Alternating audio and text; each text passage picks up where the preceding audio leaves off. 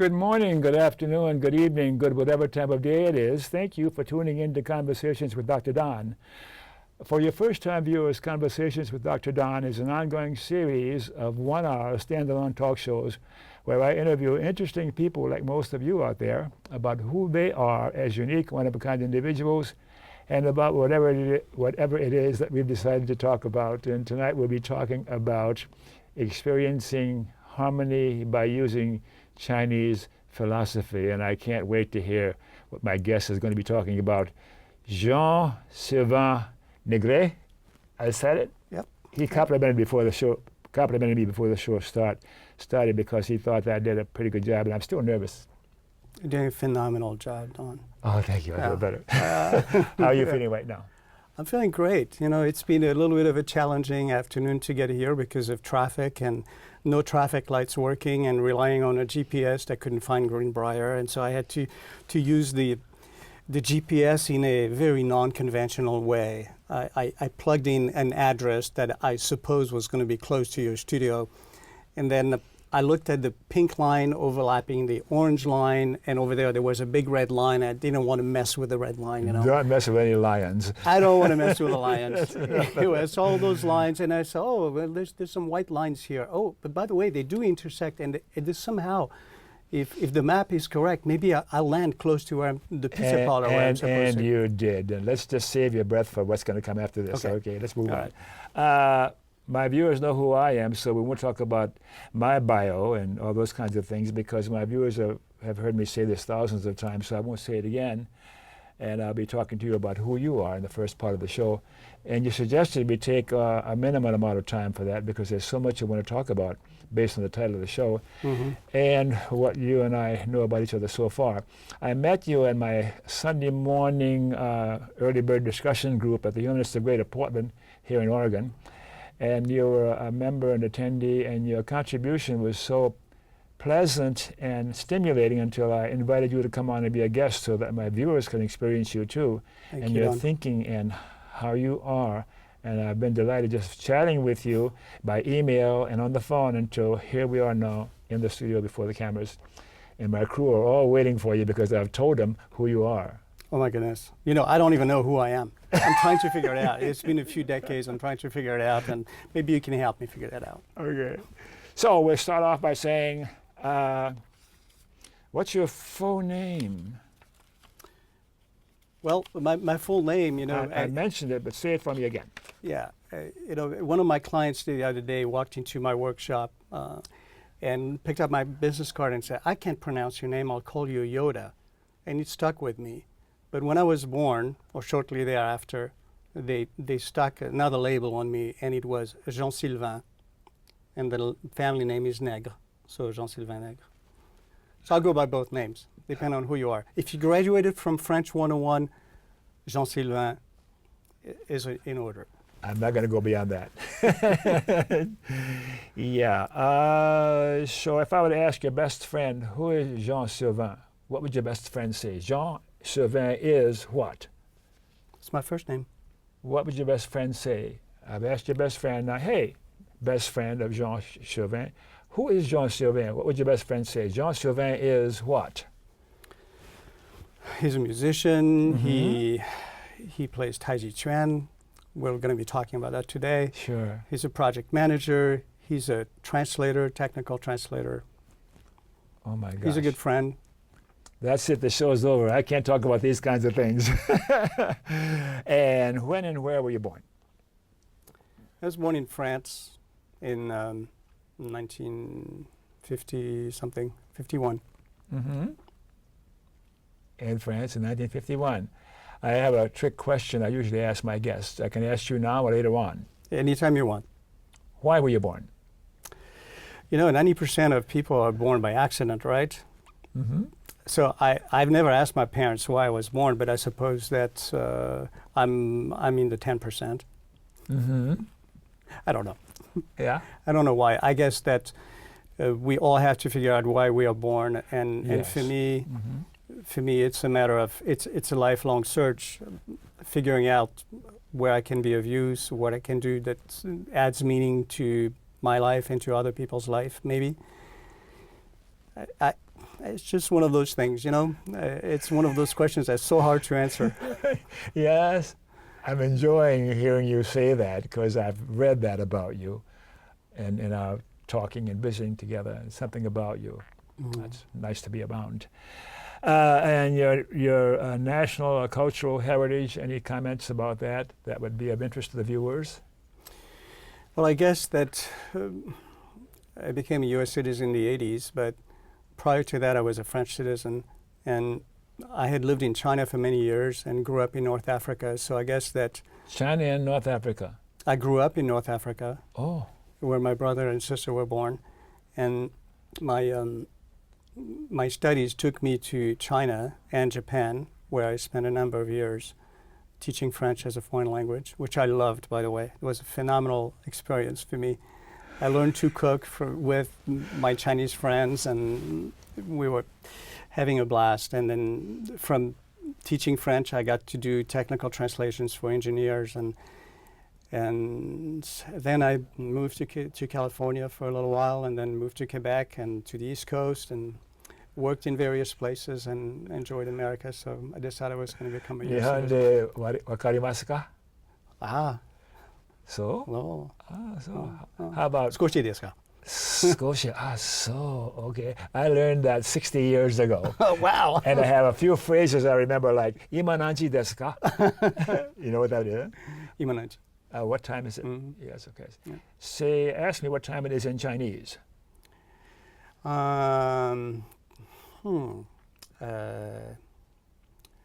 You know, I'm blanking out. I mean, I'm feeling So really nervous. Okay, But, yeah. It's It'll just- pass that'll come away back, as right? time goes Okay. by.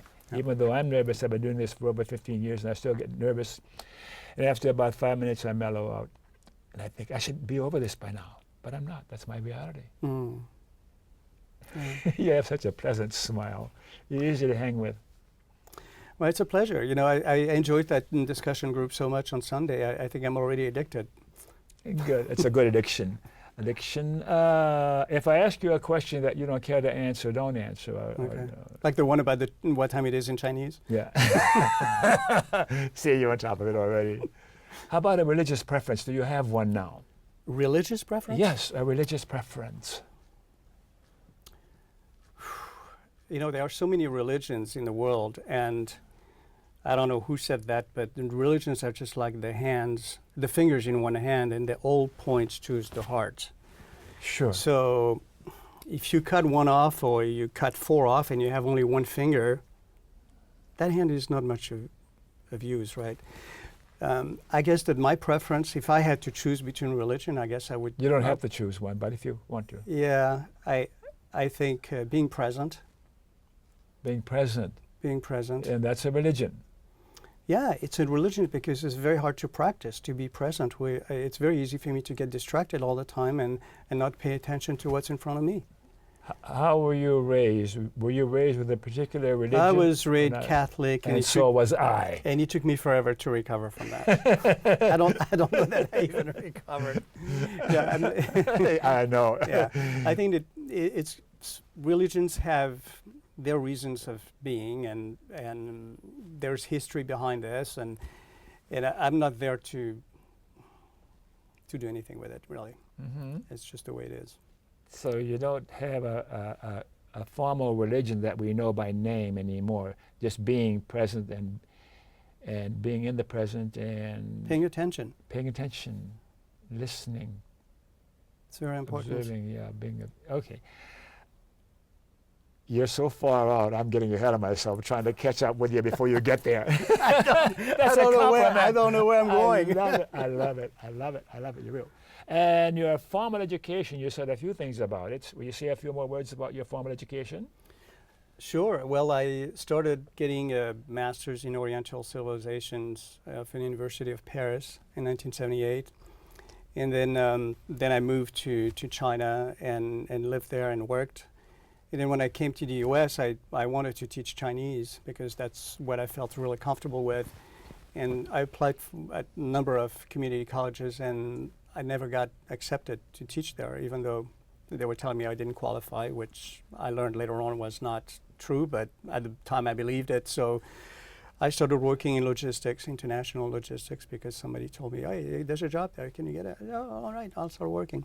So I started working in logistics, and it was fun, and then I discovered chiropractic. So I became a chiropractor, and I went to chiropractic school and practiced for a total of 15 years. And whereabouts? I practiced in the Bay Area, the San Mhm. Francisco Bay Area, for Mhm. about 12 years. Then I moved to France and practiced for 3 years over there in southern France. Did you like that? I really liked chiropractic. This is a wonderful profession, and the reason I stopped is because I hurt my wrist by over practicing, and so I had to choose something else. And then I went into high tech and became a trainer. So then I got this formal trainer to train other people, and I practiced that for a while, and so I got certified in human resources and development. Did your wrist recover enough where Yeah. you can occasionally do a little chiropractic stuff? Because I've got this stiff neck that I need you to. Never mind. Well, I'm actually, looking for freebies, you know. No problem, no problem. I think that there are many very, very competent chiropractors around, but when we're in a bind, when people are in a bind and they need help, and I can relieve them, definitely I will do that. But it's not a practice. It's just excuse me, such varied interests so far that you've talked about. How come you're all over the place in so many interests that you've pursued and was successful apparently at all those educational attempts and interests? Well, part of it is that I had to adapt to situations, and I had to make some changes, not necessarily because of my own will. Sure. And part of it is that I pursued some interest. Chiropractic was a really strong interest for me. And the interest in chiropractic for me was rooted in a previous study of martial arts that I had started many years before that. When I was in France, I had studied Aikido, and I loved Aikido because it's a dance and it's harmonious, and you're not there to hurt someone, and you're there to learn how to defend yourself. And I found a lot of spiritual character in Aikido. But I didn't know that at the time. I didn't know what spirituality was.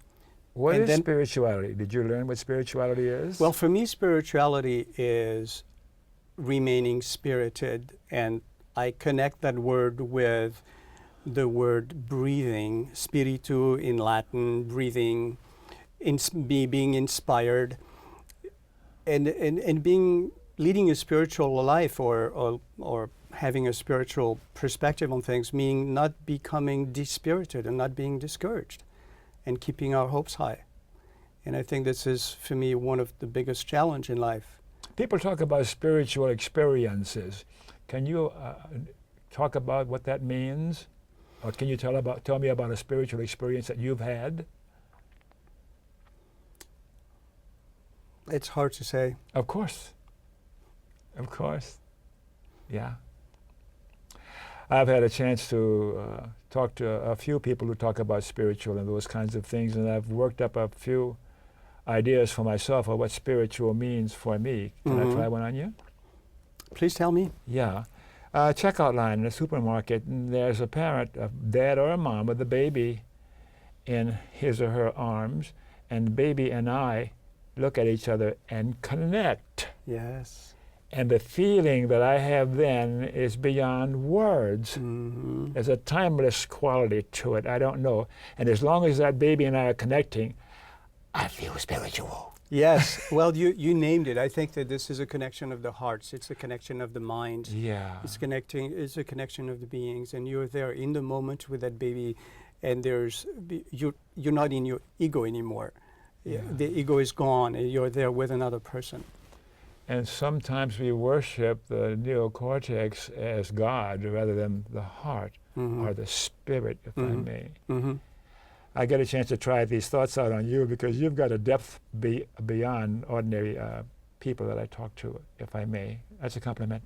Well, thank In you. case you Well, didn't recognize it. thank you. I would have no clue about that, but yeah. Yeah. Yeah. So let's continue on. We talked a little bit about what you've done to feed yourself and earn a living. And what are you doing nowadays? Now I'm a technical translator. So I What do you translate for? I translated, most recently there's a event organizing company in Portland called Evanta. So I translated for them all their marketing, technical, logistics, contractual documents, biographies of their speakers, and abstracts of the content of those IT speakers for a conference that took place in Montreal. In From Quebec. what to what did you From translate? English into French. And But I can do the other ways as well. And then tomorrow I'm going to go in an attorney's place, and we're going to be interpreting over Skype for an attorney who's in France. And the client is, so they have a common client, and so we're going to be interpreting for them. So that's the kind of things that I do. And you have a website, and you have a business name? Well, I have a website for my music, and that's the one that I gave you. And But- music, that's another thing you're talking about. You're a musician too? I love music. Music is my spiritual connection. You know, playing music with other people is a fabulous gift. It takes a lot of work, but when you're in the groove and the music is going, it's a blessing, because people connect, the musicians connect, they really enjoy themselves, and the audience really enjoys it too. And for me, that's one of the biggest gifts that I have received, Of course. is to be able to play. You know, when I grew up, my dad would not allow us to talk, would not allow us to sing, we were not allowed to play music, we're not allowed to dance. Those were really strict rules in a Catholic family, Conservative Catholic. of the one that he grew up with. So those are the values that he tried to impose on us. But my mom was very musical, and she had a beautiful, sweet voice. And I remember when she stopped singing, and my heart broke. And Sure. Where is she now? she passed away Uh-huh. quite a few years ago. Yeah. Yeah. And your dad, is he alive? No, my dad passed away also last year, actually. You have brothers and sisters, do I you? have a brother and sister, and they live in France, Uh-huh. in the southwest, beautiful southwest of France. Do you sing or play an instrument? Yeah, I do play. I love Brazilian music. Brazilian music is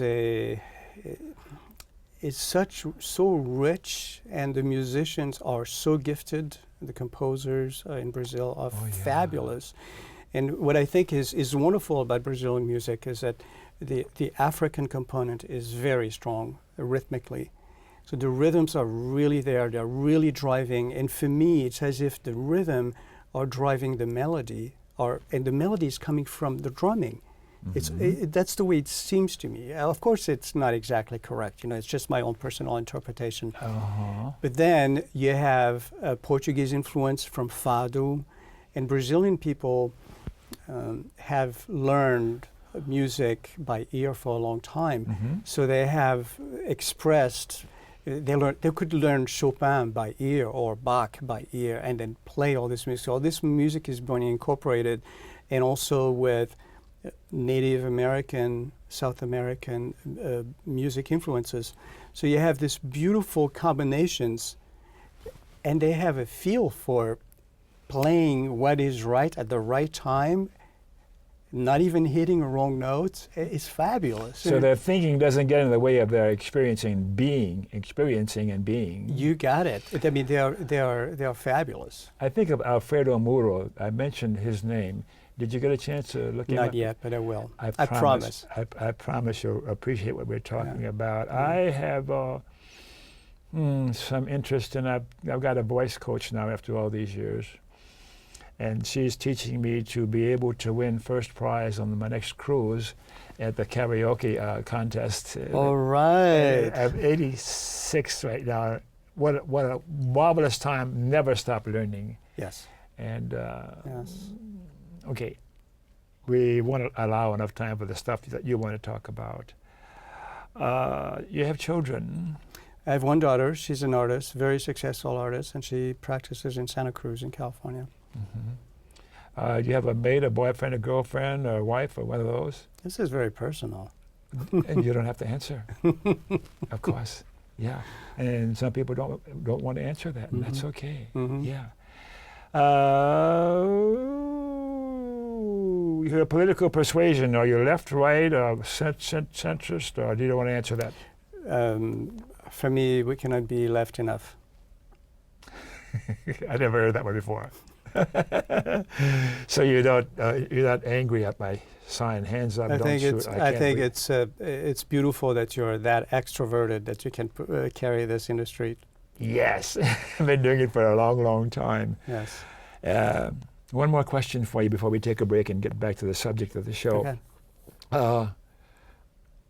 Any persons from the past or alive today that you admire or admired or look up to, any names come to mind for you? I've got a whole list of them because I'm doing this for so long. Maybe half a dozen or so that I look up to and admire. You know, in 2008, when Barack Obama got elected, I was in France at the time, and the atmosphere changed from dread to pure joy. Mm-hmm. Generally speaking, that's how it was in France. Yes, you could feel it. Uh-huh. And how do you feel about Barack Obama now? You know, I think he has probably done his best. Yeah, I think so. And too. I think that this is a very difficult country to govern, I think. Oh my gosh, yeah. So much Why don't you run diversity. for the presidency? I think you'd be a good president. No, not at all. No. That takes some skills. And A skill set and knowledge that I'm far from even contemplating. I don't want to go there. And maybe not having your full senses about you if you decide to run. Never mind. So we take a break, Mr. Reese, so we have some time for the second half of the show. And we'll be back in a few minutes.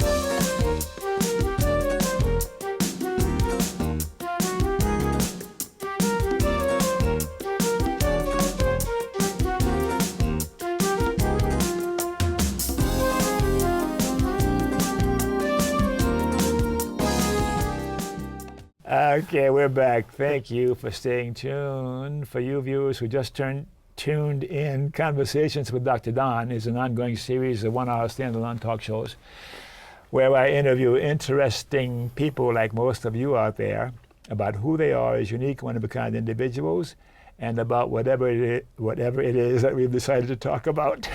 I'm laughing because I blow this every time, 20 years. I understood every single word you said. Yeah. So we're going to talk about experiencing harmony by using Chinese philosophy. And Jean-Sylvain and I have been talking about who he is personally and whatever else came up in the first half of the show. So I've got a few questions here that I elicited from Jean-Sylvain, and we'll see what happens in the next half hour or so. Ready? You come to Humanists of Greater Portland. That's a humanist organization. It's a chapter of the American Humanist Association in Portland, Oregon. We've been in existence for a long time there. And you decided to come to that organization's meeting place on a Sunday morning. And how did you find out about Humanists of Greater Portland? Well, I was having lunch with a friend in a restaurant downtown, and there was a flyer about the Friendly House.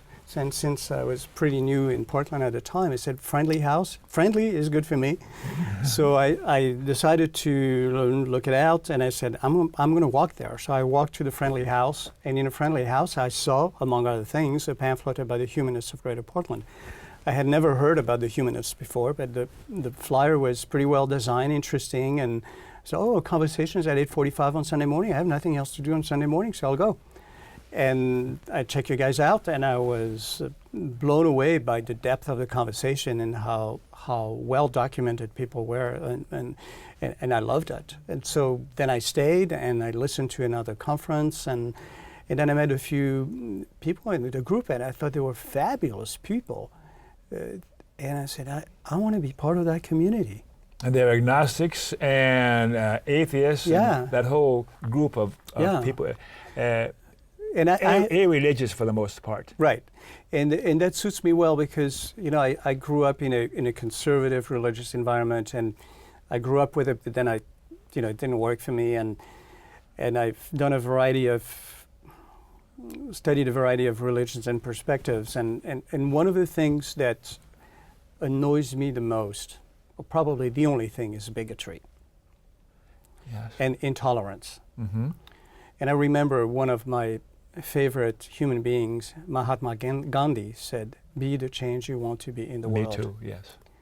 So Mahatma Gandhi is, for me, a beacon in the storm for what he has accomplished.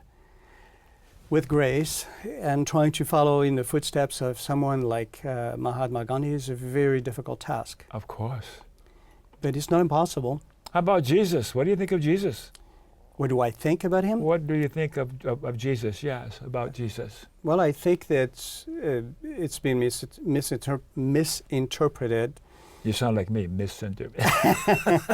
And misinterpreted by probably the majority of people who say that they are Christians. And I think that the term Christian is a misnomer. That's my personal opinion. Mine too.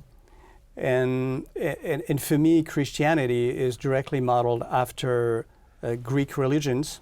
So right there, but I want to get into this now. I want to talk about Tai Chi Chuan, which I think is, and Chinese philosophy. Of course. So deriving and still exploring, keeping on the back burner all those Western civilizations and philosophies, I became very attracted by what I saw in Chinese characters very, very early on. I was 17 years old. I was in my last year of high school, and I had only one desire, is to leave my family.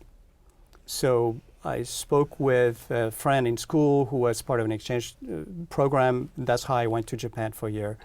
And I studied Japanese and Chinese characters that are part of the Japanese language.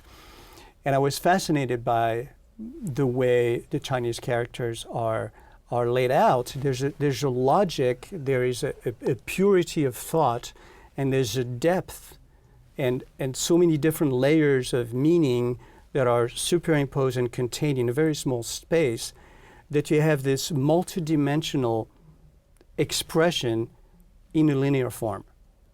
Let me give you an example.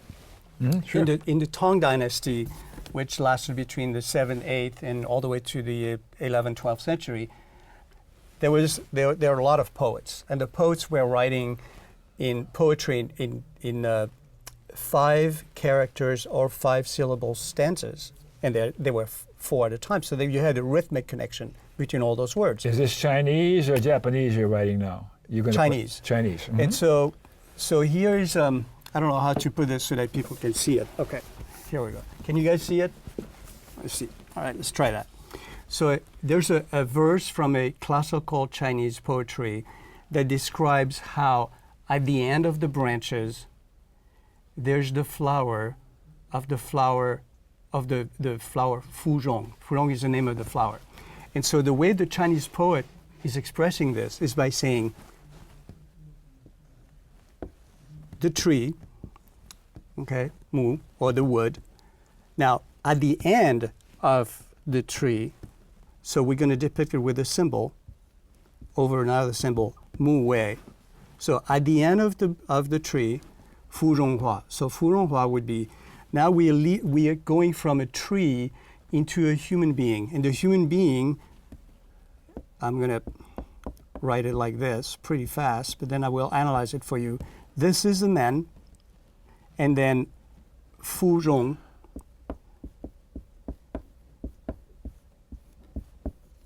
hua, the flower.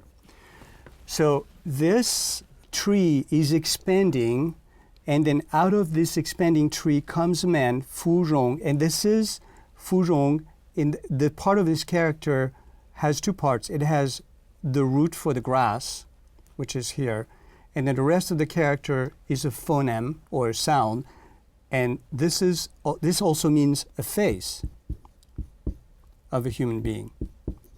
So you have a play on words, and then hua, which means transformation, and with the grasswood means flower. So those various levels of meaning are superimposed And this was a very long time ago when we were still fighting with swords in Europe. Okay? And the Chinese had evolved this thinking process, which is very sophisticated and has many levels of meaning. So very early on when I approached this, I was fascinated at 17 years old. And I had to get into this, and I had to study this. And what was the fascination about it? Why were you fascinated by it? I was fascinated. Abstract-looking symbols. We can call it abstract, but for me, I called it very, very concrete. Okay. I'm going to give you another very simple example. On tortoise shells, 4,000 years ago, 5,000 years ago, when those Chinese were doing divination, and they were carving little signs, they would talk about the water. And so they say, this is the water. Okay? That looks like the water, right? Yes. Okay. Well, now the water became something else. It became, this is the Chinese character for water. So this is derived from an observation of a natural description. And I thought this was fascinating. Yes. And I couldn't stop there. I had to learn more and more. So it's a matter of communication between human beings. It's a matter of communication between human beings, exactly. Yeah. Okay. So, along with, Chinese writing was not operating in a vacuum. There was a lot of symbolism, and those are characters, but there were symbols, and the symbols that a lot of priests were using, we have all seen this symbol, right? Yes. The yin and the yang. So the yin and the yang. And so when we look at this symbol, we think about martial arts because a lot of martial artists are using this sign. Yes. But in fact, we can look at it with the eyes of a mathematician or analyze it.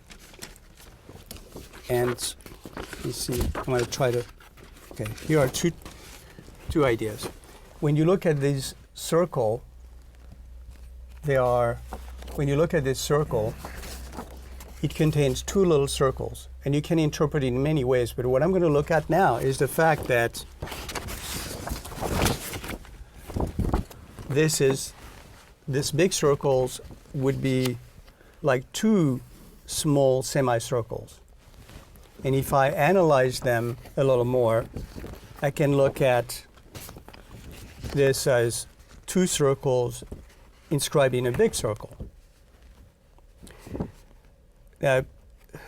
For those of us who have done a little bit of geometry, we know that there is a connection between the diameter of a circle and the circumference, right? So there's a Chinese scholar called Marcel Granet who discovered something very interesting. And you're going to tell me how all of this is useful. Yes. Okay. I'm getting to that really quickly. The relationship with this line and this is that, in fact, the paradox is that half of this circle tends to be equal to this line.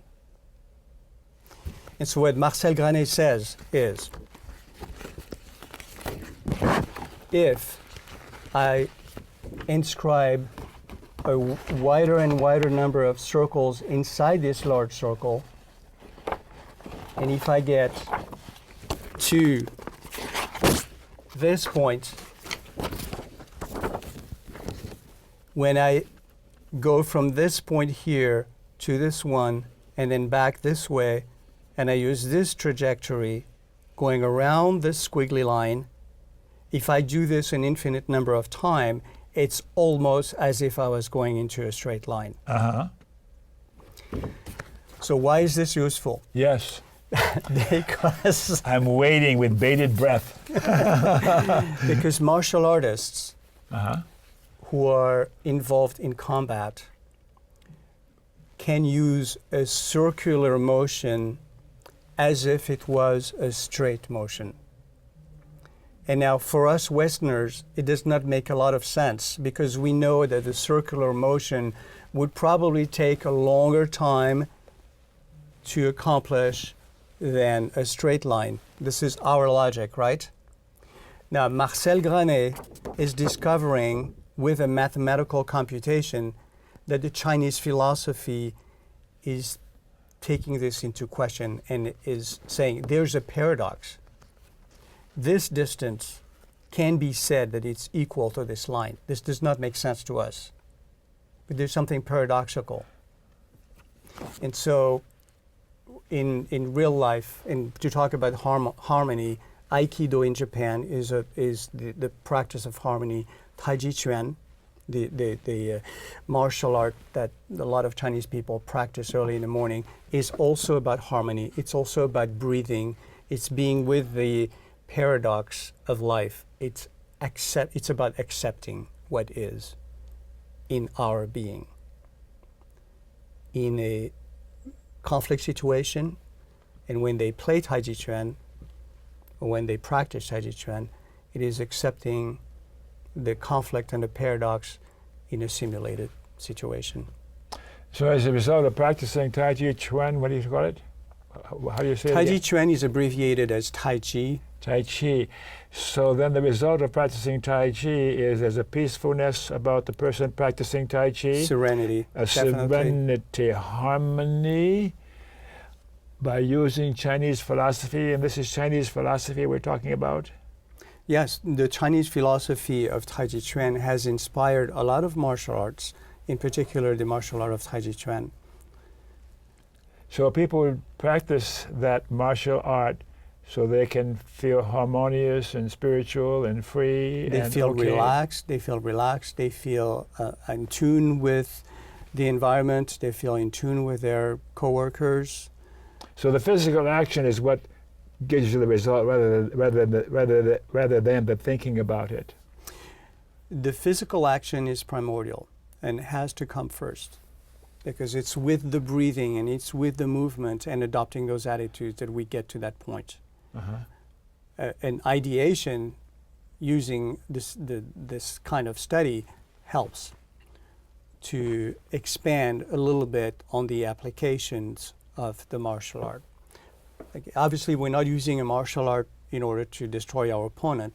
We're using the martial art in order to be in harmony with our opponent, which is not too far from what Gandhi was saying. When he was using Satyagraha and a few other principles, he was practicing something similar. He didn't call it that because he had a different language and he had a different frame of mind, but it was similar. If I got a way to have you go to Washington, D.C. and present these ideas to the House and the Senate, do you think they might behave differently? I don't know. I think that we are pretty divided in the United States. Oh, what does that mean? I have an idea what you mean, but say a few more words. We're pretty divided. What do you mean by that? I think that if we practice being all-inclusive, we will get closer to where we want to be. But by cutting off whoever we don't agree with, we shorten ourselves. We cut ourselves short. So I don't know about going to Congress. No, I in Washington, I don't get that. Okay. It's not where I want to be.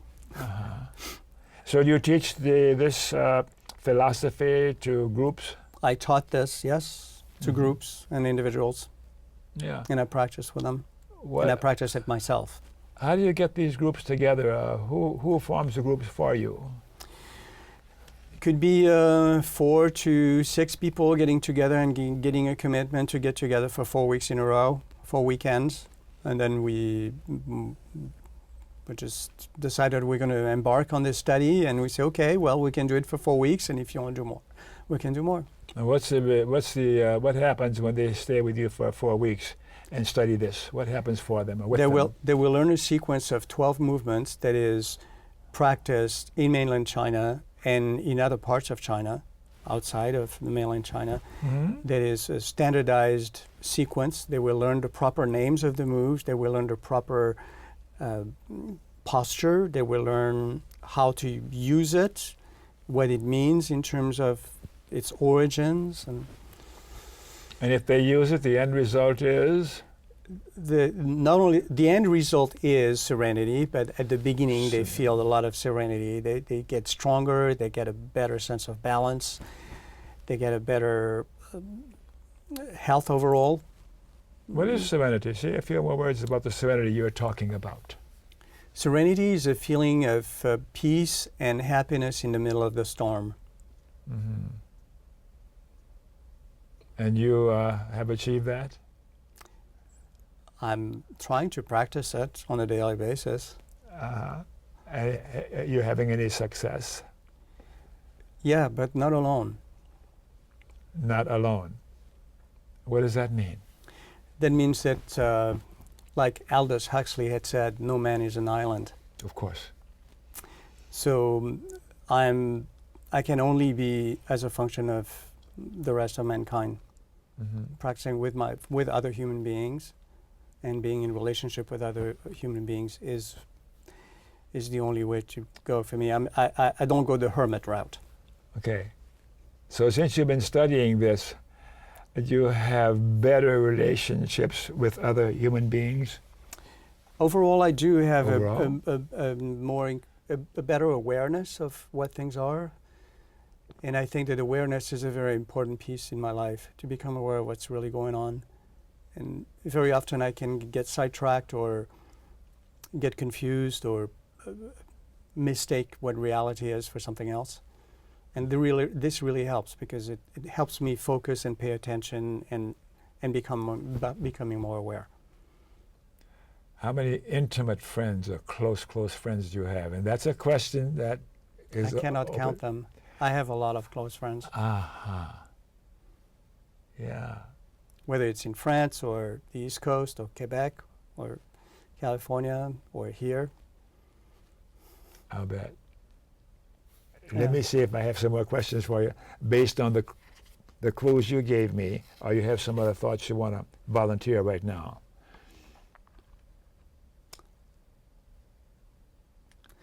I hope I was not too confusing with my little explanation about Tai Chi Chuan and the Tai Chi circles and the symbols. It's a really difficult to explain in It seemed foreign to me. in That's why a short kept, time. Yeah. Yeah. In a short time. Okay. Do you have any memories of your experiences in China or Japan, events or situations that are worth sharing with the viewers in your travels and your learning? Well, or even Africa? I love North Africa, and I recently traveled to Tunisia, and I found that Tunisia was one of the most welcoming, friendly, civilized countries that I had ever visited. And I don't want to put down any other ones, but the level of civilization that I experienced in Tunisia, the depth of the friendships that I was experiencing with people, the kindness, the openness, the welcoming, was fabulous. And their basic religion, and the people in Tunisia, for the most part, they're Muslims? Well, I think that I didn't follow what the current elections are, but I think that they are an Islamic state that is proscribing the Sharia. So I think, but I have to check on the results of the elections, but I think that this is what they want it to be.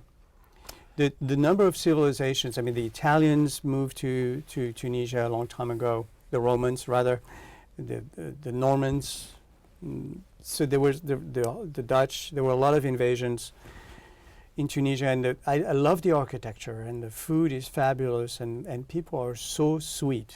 I have some excellent friends that I met in California who are now in Washington, D.C. Why is it that? Is it because of their religious practice, or something else about this culture that makes them so sweet? What is it about them? You know, I don't know. I think that they probably have received a lot of influences from various civilizations, and they have, I don't know. I'm not a specialist. We would have to call a third person. How about that? Where's your cell phone? How about any other events or situations when you're in Asia, in China, and in Japan? And I'm thinking now, I have two thoughts. The other is the leadership in China nowadays. Is the leadership following this kind of thinking and mentality and experiencing, or is there something else about them that they're so involved with materialism or having the revolution succeed or whatever? Mm-hmm. Well, for me, China now is a capitalistic country. Yes. It is not a socialist country. So I must say that I'm not following what has been happening in China the way I did when I was a student of Chinese civilization. Sure. And maybe this has to do with me staying in the moment or staying where I am, or maybe it is because I have retained what I wanted to learn in Chinese civilization in terms of their deep thinking. That's maybe this was my chief interest, and I have achieved that, so I'm moving on to something else. I don't know. And I cannot be, I have no expertise whatsoever on political affairs in China right now, so I cannot comment. Mm-hmm. I cannot comment or even emit an opinion on what's going on. How about what's going on in this country? Do you have any thoughts about that? I think that we are very challenged, and we are definitely very divided, and I think it would be very interesting for us to taking some action and becoming more inclusive. I'm very concerned about the rise of homelessness, the rise of joblessness, the violence. The rise of violence in America is scary. Mm-hmm. And I think that what Gandhi had achieved in 1947 of having the British leave India and be happy about leaving, if we as Americans could practice Gandhi's principles, one of the outcome that we could envision that would make me happy is that everybody in America puts down their weapons. Weapons are useless. How do we get that to happen? I don't know. But I think that it's a one-on-one communication with people and being inclusive and talking with people who are NRA members and people who sell guns. Uh-huh. And I don't know how to get there. But I think this is an important issue because the more we go on the road of we're on the road of self-destruction by arming ourselves more and more. Yes. How about climate change? Is climate change a reality? Absolutely. Mm-hmm. Absolutely. Okay, I have some people who argue But about it, isn't it? Yeah, absolutely. They do argue about it, and Noemi Klein, I think is her name, is a very interesting journalist who talks a lot about Naomi this. Klein, yes. Yeah, and she has some very interesting ideas.